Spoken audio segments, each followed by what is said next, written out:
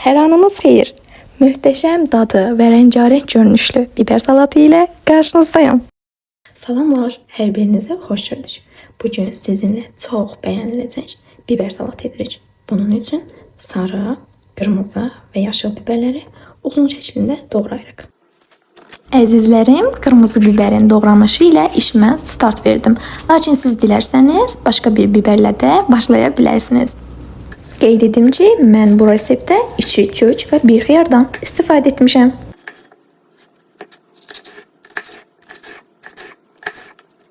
Gördüyünüz kimi bütün biberlər bu şəkildə doğranılır. Söyləməliyəm ki, digər biberlər böyük olduğu üçün mən 2 ədəd yaşıl biber istifadə etdim. Lakin müəyyən böyüklükdədirsə, siz 1 yaşıl biber də istifadə edə bilərsiniz. Əzizlərim, gördüyünüz kimi hər 3 biber qabda çox gözəl bir şəkildə doğranmış bizi gözləyir. 300 qram toyuq filesini isə əvvəlcə lay-lay doğrayıb, daha sonra yağladım və əlbəttə ki, duz, istiot istifadəsini əsirgəmədim. Sonrakı adımımız isə yağlamadığımız və əvvəlcədən isitdiyimiz, yanmaz, yapışmaz tavada bunları qızartmaqdır. Ən əsas məqamlarımızdan biri isə kökü doğramadan əvvəl onun qabıqlarına xilas olmaqdır. Həmçinin mən balaca olduğu üçün 2 kök istifadəsini məsləhət bildim. Çox azacıq 1 qaşıq əlavə etdiyim yağın üzərinə kökləri atıram. Püf məqamımız budur ki, kökləri qızartmadan yumşalanadək qarışdırıb götürürük. Sıra biberlərdədir. Onları da yumşalanadək qarışdırıb götürmək lazımdır. Doğranmış xiyarları biber və kökün üzərinə əlavə edirik.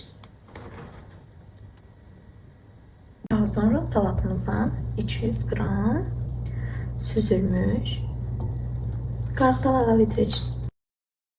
Bu arada kənarda bizi gözləyən soyulmuş ətləri də doğramağı unutmuruq.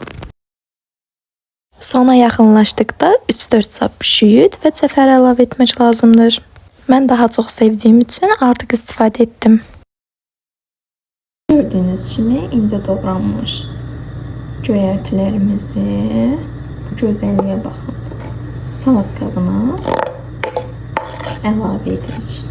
Zövqə görə duz və istiot əlavə edirik.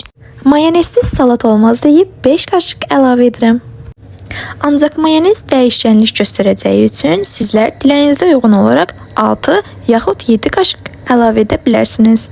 Və möhtəşəmliyi ilə canlar alan, göz oxşayan salatımız hazırdır. Sınamağımı istədiyiniz salat adlarını mənimlə şərhlərdə bölüşməyi unutmayın. İndi isə xudafiz deyirəm. Ləzzətli reseptlərdə görüşmək ümidi ilə.